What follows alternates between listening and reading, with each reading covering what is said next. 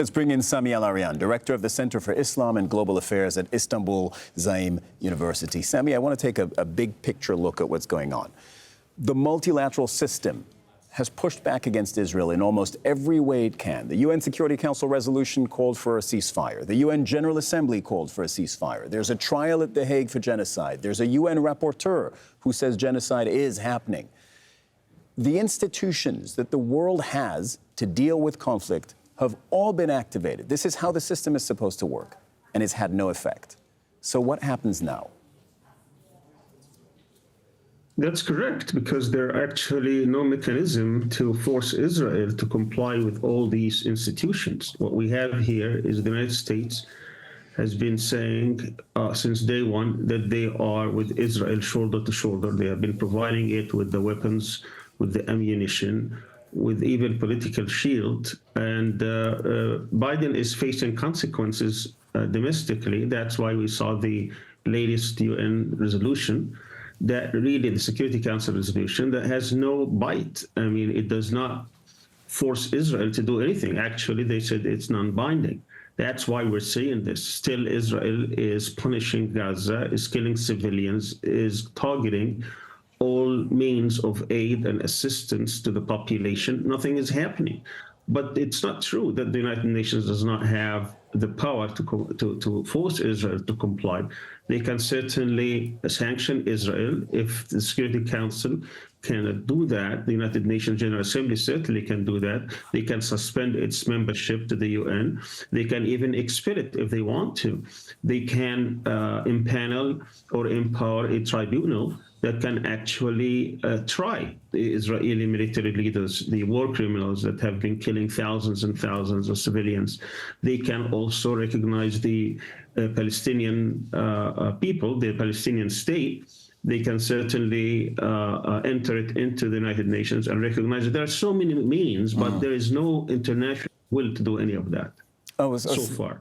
So this is very interesting, and I stand corrected, because I said I beg your pardon, the multilateral system has been activated in every imaginable way. You're telling us there are more levels that could be activated, but nobody's talking about doing those things that you mentioned.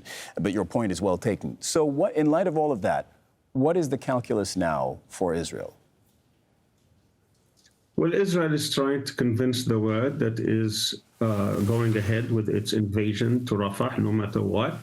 They want to kill or eliminate Hamas leaders, as many as they can, in order to appear domestically that they are winning this battle. Obviously, the reputation of Israel has taken a huge hit, not only across the world, but even within the United States. Now we have, even within the Democratic Party, people, it's a vocal minority, but it's still very vocal, and they are trying to alert the Biden administration that this kind of policy is going to have a huge backlash, not only in terms of what happens in the elections in November, but also about U.S. interest worldwide.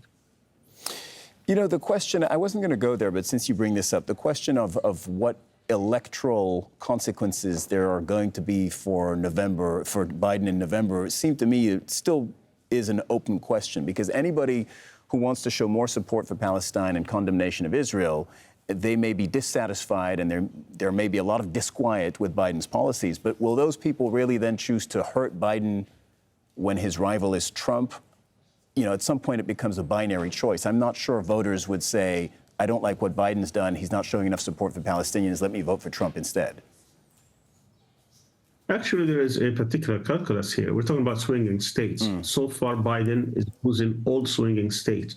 The swinging states were 6 at the beginning of this onslaught. Now it has risen to 8 or 9. That means there are certain states that were supposed to be in Biden's column that he is losing, like Minnesota.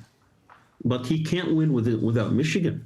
And Michigan has a substantial number of Arabs and Muslims in which they have vowed that they will not vote for Biden. They will either not go to vote or abstain or choose a third candidate. They're certainly not going to Trump. But Sami, that's my point. If they don't vote for Biden, they're helping Trump. And I don't think ultimately that constituency would want to do that.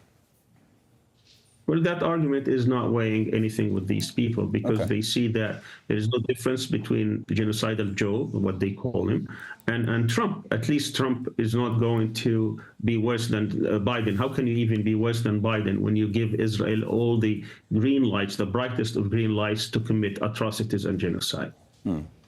Sami Al-Arian, thank you very much for the conversation. We'll talk to you again.